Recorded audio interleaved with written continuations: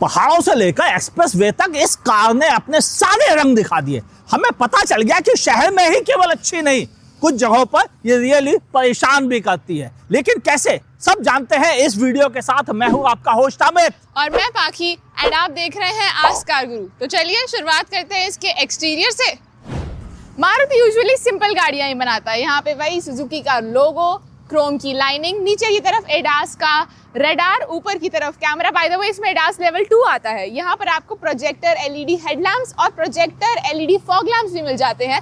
लेकिन जो इसके डीआरएल्स हैं वो बड़े क्यूट सी क्रिस्टल शेप में आपको मिलते हैं। इतना कुछ आगे की तरफ एक्साइटिंग नहीं है, बट देखते हैं साइड में कुछ है। भाइयों अब बताती हूँ मैं आपको एक इंटरेस्टिंग चीज़। ये जो ग्लास है वो यूवी कट ग्लास है, यानी बाहर जब एक्सेसिव हीट हो जाती है तो केबिन के अंदर वो गर्मी पहुंच नहीं पाती है। यहाँ पर आपको मिलते हैं 17 इंचेस के 215/60 प्रोफाइल के व्हील्स, 210 mm की ground clearance. By the way हम इस गाड़ी से पहाड़ों में भी होके आए हैं और फर्राटे मारते ये गाड़ी चल रही थी। यहाँ पर आपको दोनों साइड रिक्वेस्ट सेंसर मिल जाते हैं, aluminium roof rail and panoramic sunroof के साथ। यहाँ पर आपको मिलता है 539 लीटर्स का बूट स्पेस जो इलेक्ट्रिक टेलगेट के साथ आता है, और इसमें मारुति ने बटन भी लगवा रखा है ताकि आपको बिल्कुल जद्दोजहद ना करनी पड़े। Boot space by the way मैंने आपको जो फिगर बताई थी वो ऊपर तक की है, एंड इस गाड़ी में आपको पार्शियल शेल्फ भी मिल जाती है। सबसे ज्यादा अपीलिंग पर्सनली मुझे गाड़ी पीछे से ही लगती है, स्पेशली इसके टेल लैम्प्स के लिए, क्योंकि यहाँ पर क्रिस्टल शेप टेल लैम्प्स का इस्तेमाल हुआ है। विक्टोरिस क्रोम में लिखा हुआ, मारुति की बैजिंग, स्मार्ट हाइब्रिड, क्योंकि ये गाड़ी ऑब्वियसली स्मार्ट हाइब्रिड है। यहाँ पर आपको डिफ्यूजिंग बम्पर मिलता है रिफ्लेक्टर्स के साथ एंड मल्टीपल पार्किंग सेंसर्स। क्या मैंने आपको बताया कि इस गाड़ी में 360 डिग्री कैमरा भी है? नहीं बताया तो अब बता दिया। हा। पहाड़ों से आने के बाद जब गर्मी लगती है तो आपको पता चलता है कि एसी कितना कीमती चीज होती है। हाँ, ये बात सही है। और विक्टोरियस का एसी अच्छा परफॉर्म करता है। ऊपर से वेंटिलेशन का ऑप्शन भी है सीट्स में, जो आपको कंफर्टेबल फील कराता है। मैं अभी हाल में लंबी हिल्स ड्राइव करके आया हूं, और इतनी लंबी और इतने रिमोट हिल्स पर गया हूं कि मैं ये कह सकता हूं हिल्स पर अब सिर्फ आइस पे चलाना ही बाकी रह गया था, बाकी सब कुछ करके आ गया। और कतई विक्टोरियस ने निराश नहीं किया, यानी विक्टोरियस ने अच्छा परफॉर्म किया है। फीचर्स की बात कर लें, HUD display, 360 camera, ADAS level 2 के सारे फीचर्स अच्छा काम करते हैं। चाहे वो ब्लिंकर्स हों जो ब्लाइंड स्पॉट डिटेक्शन के लिए होते हैं, या फिर आपके लेन कीप असिस्ट, सब बेहतरीन परफॉर्म कर रहे थे।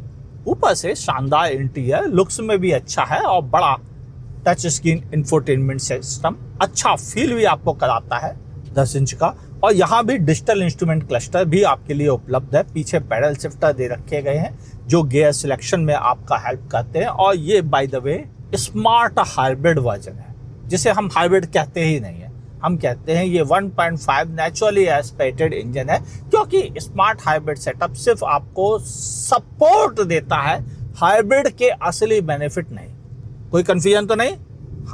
लेकिन यह बेहतरीन परफॉर्म करता है। इतना बेहतरीन गियर बॉक्स नॉर्मली देखने को नहीं मिलता है, क्योंकि पहाड़ों पर इस गियर बॉक्स की वजह से, इसके ट्रांसमिशन कंट्रोल यूनिट के बेहतरीन ट्यूनिंग की वजह से मुझे कभी भी पैडल शिफ्टर को या मैनुअली शिफ्ट करने की जरूरत नहीं पड़ी। और मैं बता रहा हूं कि मैं जिन पहाड़ों पर जिन जगह चढ़कर गया हूं वहां पर नॉर्मली लोग नहीं जा सकते हैं, यानी मैनुअल की जरूरत ही नहीं थी। इतना बेहतरीन गियर बॉक्स ट्यून है, क्या कहना है इसका। अब आपसे बात कर लूं, राइड क्वालिटी अच्छी है, 8.5 मार्क्स। हैंडलिंग अच्छी है, 8.5 मार्क्स। स्टीयरिंग फीडबैक ठीक ठीक, 8 marks. Seat comfort okay, 7.5 marks. Rear seat का ओह, बाकी कुछ कह रही है, सुन लेते हैं। पीछे वाली सीट में स्पेस तो काफ़ी अच्छा मिलता है। मेरी हाइट 5 फीट 8 इंचेस है। यहाँ पर मुझे इतना नी रूम मिल रहा है एंड लेग रूम में कोई कमी नहीं है। बट जब बात आए कंफर्ट की, तो वो लंबे रास्तों के लिए, लंबी जर्नीज के लिए इस गाड़ी में थोड़ा सा मुश्किल मुझे लगा। जैसे हम पहाड़ों में गए थे, हम तो गाड़ी में 4 लोग थे, फुल ऑन लोडेड लगेज था। एंड जो मेन प्रॉब्लम आई वो थी इसकी रिक्लाइन एंगल की। अगर इसका रिक्लाइन एंगल थोड़ा सा और पीछे होता या फिर एडजस्टेबल होता तो शायद और थोड़ा कंफर्टेबल होता। यहाँ पर आपको आर्मरेस्ट अच्छे एंगल पे मिलता है, 2 कप होल्डर्स मिल जाते हैं, 2 type C charger, AC vents, यहाँ पर मैगजीन होल्डर, 1 लीटर का बॉटल होल्डर एंड इन्फिनिटी के स्पीकर्स इस गाड़ी में आपको मिल जाते हैं।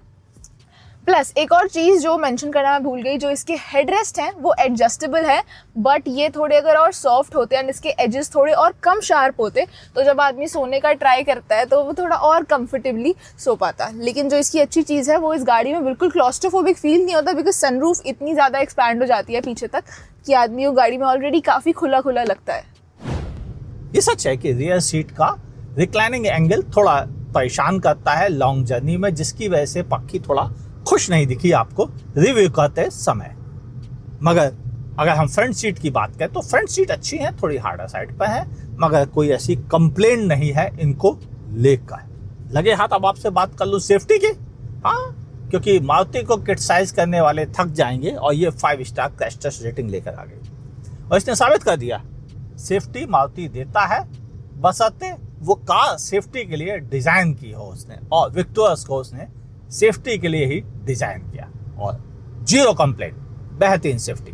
6 airbag, ABS, EBD, electronic stability programme, traction control off करने का option, 360 camera, seat belt reminder, ADAS level 2 के फीचर्स, HUD डिस्प्ले, सब मिलाकर इस गाड़ी को अच्छा सेफ व्हीकल बनाते हैं और चारों डिस्क ब्रेक मिलकर इस गाड़ी को रियली स्टॉपिंग डिस्टेंस कम करने में हेल्प करते हैं। मैंने इस गाड़ी को पिछले 1 महीने से ज़्यादा समय में लगभग 1,500 किलोमीटर से कुछ ज़्यादा चलाया है और इनमें पहाड़ों पर मैंने इसे आधे से ज़्यादा चलाया है। तो ओवरऑल मैं ये कह सकता हूँ खुलकर कि अच्छी सेफ कंट्रोल्ड व्हीकल है ये, जो लंबे समय बाद मैं ड्राइव कर रहा हूँ मारुति की तरफ से। Good job Maruti. और शायद यही रीजन है कि कस्टमर को ये बात समझ में आ गई और इस गाड़ी की सेल्स के नंबर भी साबित करते हैं कि ये गाड़ी रियली लोगों को पसंद आ रही है। इंजन की बात कर लें। विक्टोरियस में आपको मिलता है 1.5 लीटर का K सीरीज इंजन, जो देता है 104 PS की पावर 139 Nm टॉर्क के साथ, मगर इसको मजेदार बनाता है इसका 5 speed manual gear box and 6 speed automatic gear box. यहाँ पर कवरिंग मौजूद है, इसीलिए कोई खास नॉइज इंजन की अंदर केबिन में नहीं जाती। देखिए 1.5 लीटर का जो ये इंजन है ये नेचुरली एस्पिरेटेड इंजन है, थोड़ा सा माइल्ड हाइब्रिड का भी सपोर्ट है इसके साथ में और एक ठीक फ्यूल एफिशिएंसी प्रोवाइड करता है। मुझे इसने पहाड़ों पर, जहाँ पर आपका average speed 15 kilometre per hour की होती है, वहाँ पर इसने मुझे 9 का एवरेज दिया है और जो सिटी है उसमें इसने मुझे 16-17 की फ्यूल एफिशिएंसी दी है और हाईवे पे जिस पर मैं इस समय चल रहा हूँ, इस समय जो एवरेज एफिशिएंसी है वो 22 की है। अगर आप 80 से ऊपर जाएंगे तो ये घटती जाएगी और उसी रेशियो में घट जाएगी। 120 पे चलेंगे तो यह आपको 18 और 19 की फ्यूल एफिशिएंसी देगी 5 लोगों के साथ। और अगर आपके शहर में ज़्यादा ट्रैफिक है तो हो सकता है आपको एवरेज थोड़ा कम मिले और आपको मिले 13-14 का। मुझे यह 16-17 का एवरेज दे दी क्योंकि मेरी सिटी में ट्रैफिक उतना ज़्यादा नहीं है। कीमत, अरे इंडिया के 28 स्टेट है, हर जगह अलग अलग ऑन रोड प्राइस है। डिस्क्रिप्शन में आपको इसकी एक्स शोरूम प्राइस मिल जाएगी इस वेरिएंट की भी। चलो बाकी बातें करते हैं कंक्लूजन में। मारुति का नेटवर्क भरोसा दिलाता है क्योंकि वह आपके साथ हर जगह मौजूद है और शायद यही रीजन है कि मारुति विक्टोरियस ज्यादा फीचर रेंज, ज्यादा प्रैक्टिकल ऑप्शंस के साथ आती है और शायद इसी वजह से इसने अपनी ग्रैंड विटारा को भी पीछे छोड़ दिया है। देखने की बात है तो पाखी ज्यादा बेहतर बता पाएंगी कि उसे कैसा लगा देखकर इंटीरियर और एक्सटीरियर। वैसे आगे से इसके लुक्स इतने एक्साइटिंग नहीं है, लेकिन पीछे से इसके क्या किलर लुक्स हैं। अच्छी ग्राउंड क्लियरेंस, प्रैक्टिकल फीचर्स और पीछे वाली सीट में जो डिस्कम्फर्ट मुझे महसूस हुआ इस वीडियो में मैंने आपको वो भी बताया है। तो इस वीडियो को लाइक करें, फॉलो करें अगर आप हमें फेसबुक पे देख रहे हैं, यूट्यूब पर देख रहे हैं तो नोटिफिकेशन ऑन कर लीजिए, सब्सक्राइब कर लीजिए और देखते रहिए आज कार गुरु को। गुड क्योंकि मुझे बोलने को नहीं मिलता कुछ। सीख रहे हो